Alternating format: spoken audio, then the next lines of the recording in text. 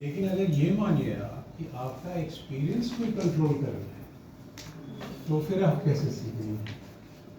और आज की दुनिया में जहाँ सबके सामने स्क्रीन है, आपका एक्सपीरियंस पूरे टाइम कंट्रोल हो रहा है, पूरे टाइम आपको एक दायरे में डाला जा रहा है, जहाँ वो निकले आपको वापस किसी कटघरे में खींच लिया जा रहा है। और वो उसके लिए इससे पावरफुल टेक्नोलॉजी अभी तक इंसान ने ईजाद नहीं की है। So this I call a culturally radioactive weapon of mass destruction. सीधी सी बात है, आप हमलावर तकनीक की बात करें तो यही है।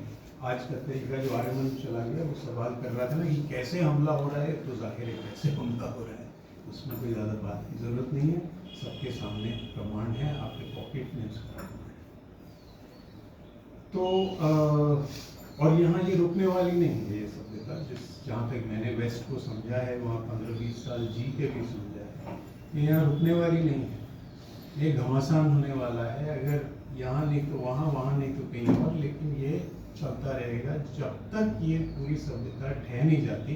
गांधी जी ने जो हिंद स्वराज में कहा है, इट्स अ 9 days वंडर, जब तक वो स्टेटमेंट आम जनता के सामने सिद्ध नहीं हो जाता, ये सभ्यता रहेगी कायम और सबके ऊपर हावी होने की कोशिश, प्रयास इसका हमेशा रहेगा। तो ये प्रहारवादी सभ्यता है और शुरू से रही है, और साइंस उसी का भाग है। हम तो ऐसे देखते हैं साइंस को इससे आप अलग नहीं कर सकते। नॉलेज और बीइंग की आपने बात की, बिल्कुल सही बात है। तो science is nothing if it does not give you power, सीधी सी बात है। नीचे ने पूरी फिलॉसफी डाली थी विल टू पावर की, जो बिल्कुल सही है। यूरोप और वेस्ट के संदर्भ में वो बिल्कुल सही सोच है। And it's not only any kind of will to power, it's what I would call a Faustian will to power. उससे मेरा मतलब है कि जो गांधी जी कहते थे कि हमारे हाथ में मीन्स होते हैं, तरीके होते हैं, मेथड होता है, हमारे हाथ में परिणाम नहीं होता है। लेकिन हम ऐसे एक्ट करते हैं कि परिणाम हमारे हाथ में है और मीन्स कोई भी उसके लिए वाजिब है, और ये बिल्कुल गलत सोच है। तो गांधी जी को एक सेंटेंस में आपको समराइज करना है कि उनका वेस्ट के प्रति, वेस्टर्न सिविलाइजेशन का क्या क्रिटिक था, तो वो ये था कि the end justifies the means is the ruling philosophy of the modern West.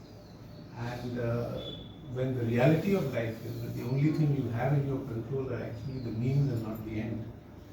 अब कोई आपने अगर बम बनाया है जो कि हवाई जहाज से गिराया जा सकता है, तो the means are evil, आपको पहले से पता है। अगर उससे एक बच्चे की एक उंगली भी उससे जाए तो the end will not justify the means, ठीक है। लेकिन हमारी मोरालिटी इतनी करप्टेड है, आधुनिकता की मोरालिटी इतनी भ्रष्ट हो चुकी है कि हमें इस सरल सी बात नहीं समझ आती है।